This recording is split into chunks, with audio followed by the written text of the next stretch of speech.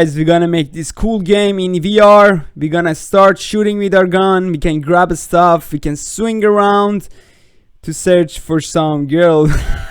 No, I'm kidding, but we're gonna make this game, guys. Let's go. Like the other project, we start with 3D template. Hit create and open it up. The first thing we have to do, go to edit, project setting, XR plugin management, and install it. This one is going to manage everything that we need for a VR game. Next, we have to choose the provider, which I go with OpenXR.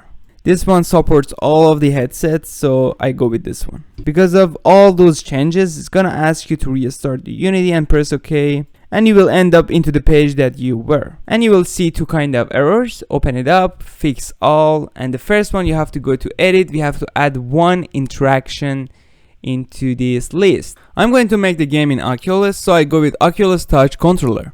And at the end of the game, when we are making the game for Oculus, which is the Android application, we have to go to the Android and choose the Oculus. When you're done, close the project setting. Now we have to add a package. Go to Window, Package Manager, and open it up. On the top left, go to the packages and change it to Unity Registry. The package that we're looking for is XR Interaction Toolkit, but you can't find it because they update this function a lot, so it goes to the preview. Go to Advanced and check the Enable Preview Packages. Now hit I understand very well. When you come back, scroll down and you'll see XR Interaction Toolkit and hit install. This package that we're getting right now is for February 4th, which is for 5 days ago, and it's the last one and we're using this one. Then it's gonna ask you something, just go, I made the backup, go ahead. After that, go to samples and import. Default input action is gonna give us everything that we need for the controllers and everything is gonna be fine. Close this and come back to Unity. Into your asset, you will see samples, open it up and go deep inside. Here you have to add these 5 action-based providers, which one of them is continuous movement, continuous rotation, right and left controllers, and teleportation.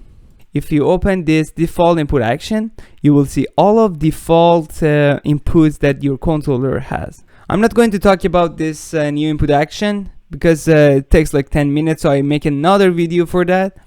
But right now we keep going with default.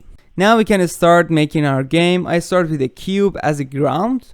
I'm going to scale it up to 20 on the X and Z axis. When you're done with your ground, click right, go to XR. XR Origin Action Based. This one gives you everything that you need as a player, which is the camera and right and left controllers. And if you hit play, you will see it doesn't work. And the reason is we forgot to add that new input manager to our XR Origin. So let's go ahead and fix that one. Add a component called Input Action Manager, which we're going to drag and drop this input action that we got in Toolkit. And if you hit play, you'll see your controllers work properly.